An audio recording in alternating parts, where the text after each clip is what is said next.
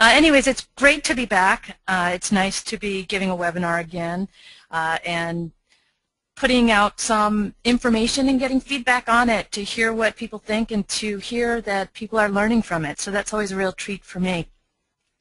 I do like to do the surveys just to gauge where people are coming from.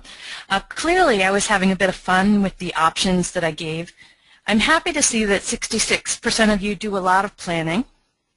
As with all things, planning on-site research takes balance. So we want to prepare, but we also want to leave the window open to serendipitous moments that come along. So don't plan so tight that you shut out those opportunities that just kind of come along unexpectedly. I was delighted to see that 45% of you like to have a mix of archival research and cemetery visits. I think it's important to get out and see the cemeteries and old houses that directly connected to our ancestors. It's a great way to understand them better.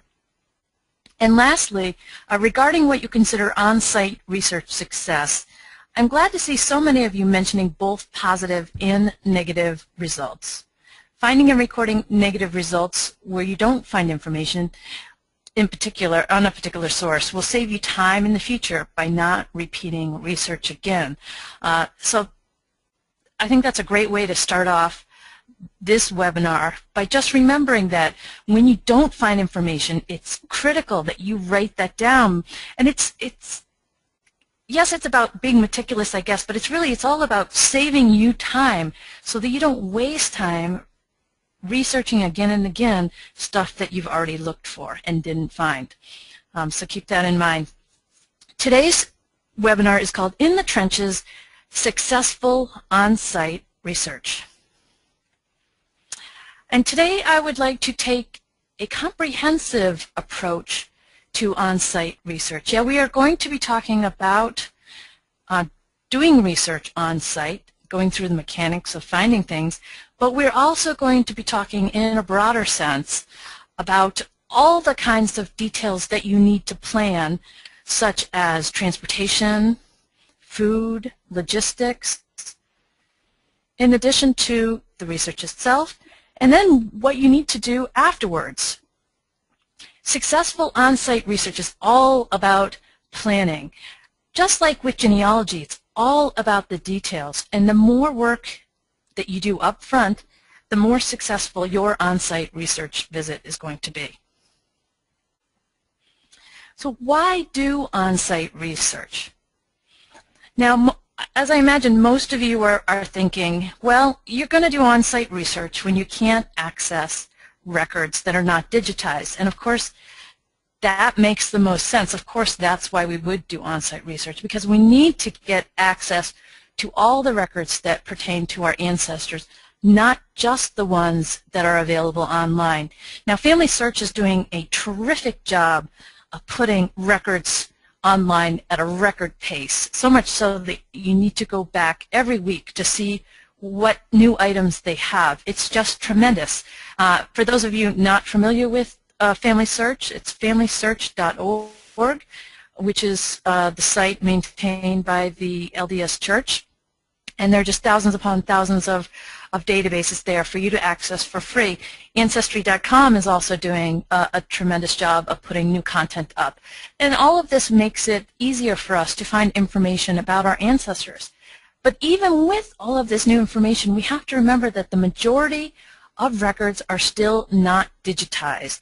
Many of them are accessible through microfilm from the Family History Library, but you're going to have to go on site to a family history center in order to use those microfilm.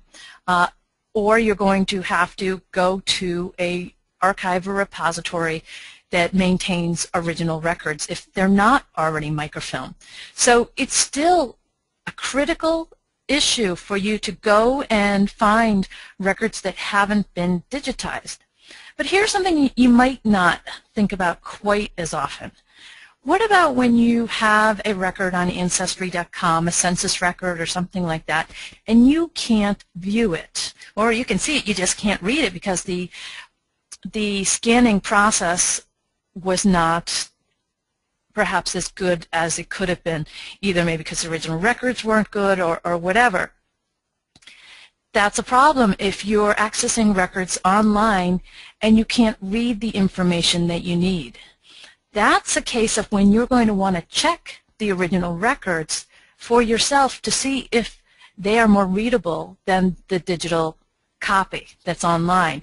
And that's a very important reason to do on-site research. If you find something that is digitized that's not readable, don't end with that. You need to go that step further and say, well, where are those original records and how can I get access to them, whether I have to go on site myself or whether I have to hire a researcher to go on site to check it for me or make a copy of it for me.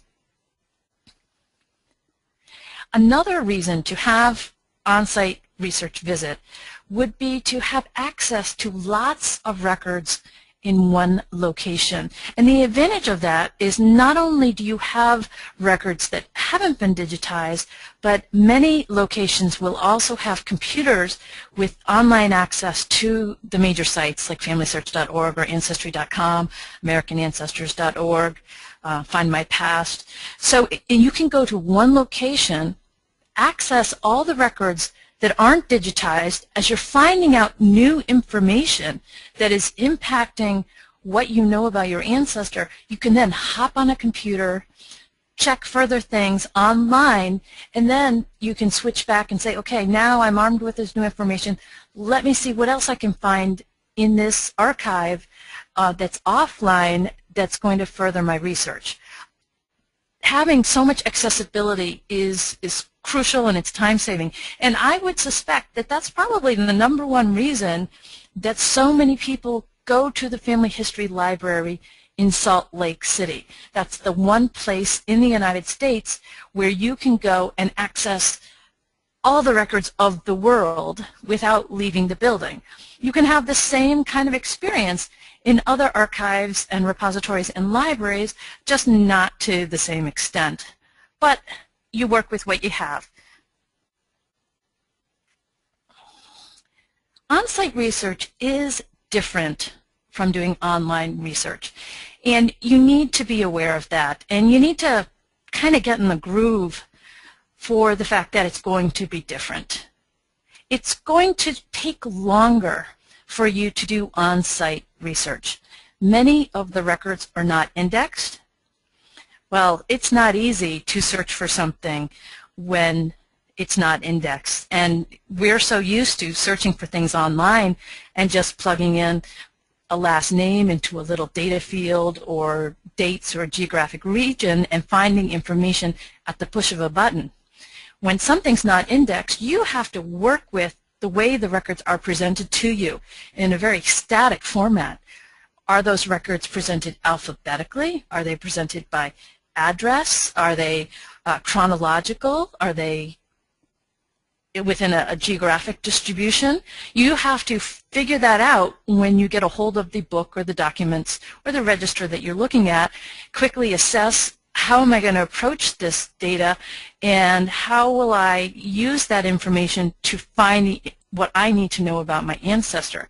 So you're going to have to spend a little bit more time thinking and strategizing so that you can quickly find the records that you need.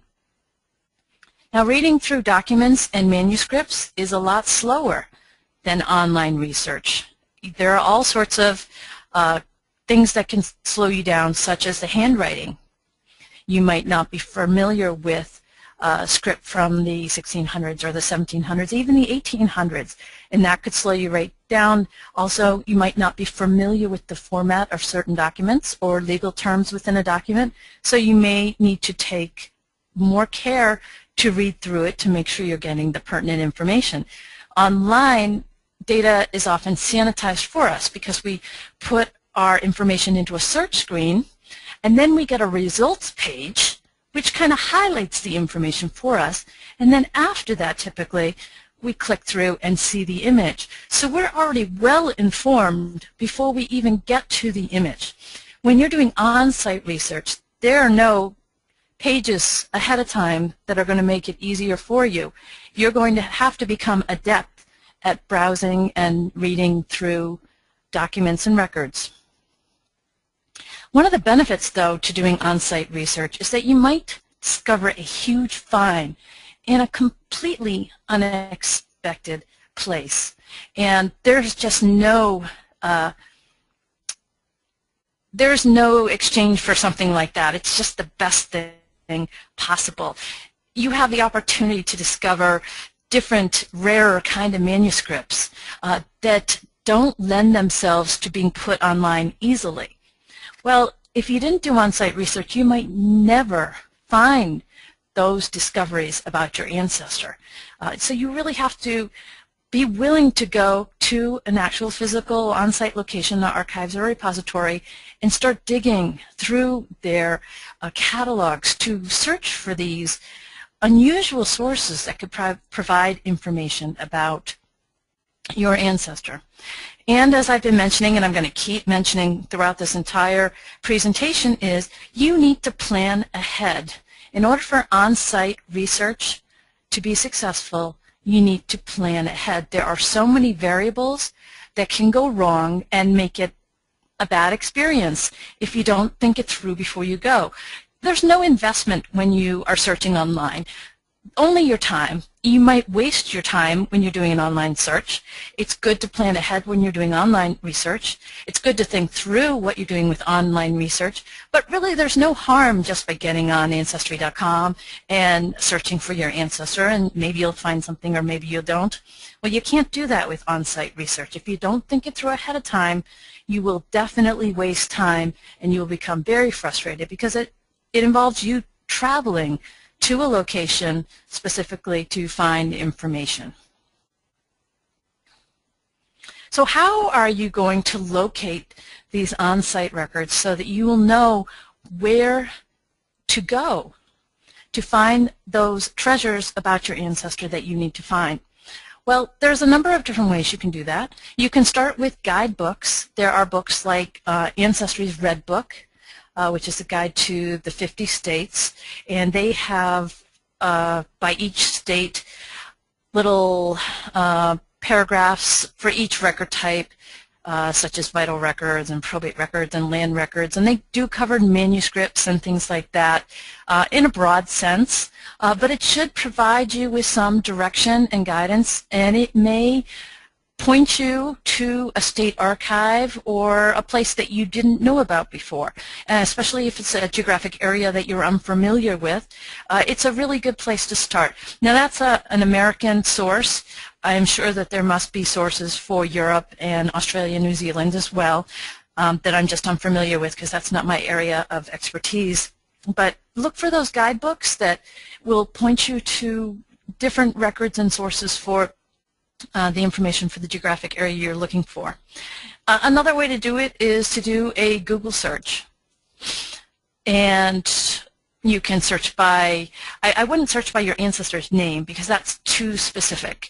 You can search for a geographic location, a town or a city within a particular state, and manuscript collections, something like that. Or if you're looking for a particular military unit, you can Google that. And that should direct you to locations that have the original source material. Another great option that I don't have listed here is bibliographies and endnotes. So go to the library, pick out a book that's generally speaking on the subject that you want to research. So if your ancestor were in Germantown, New York, as my ancestors were, I might go and find a book about Revolutionary War era New York in that time frame. And then I would look at the endnotes and see what sources were used in the books. And many authors will actually cite the primary sources that they used. And when you see that, that is just perfect because you know exactly where those records came from. So that's another great option. If your ancestor came from a specific area, another thing you can do is just contact directly the archives in that geographic area. You can start with the state or county archive and just Google that, you know, Florida State Archives, Montana State Archives. You should get a hit no matter what geographic location you plug in, and start there. Go to their website, see what they have available.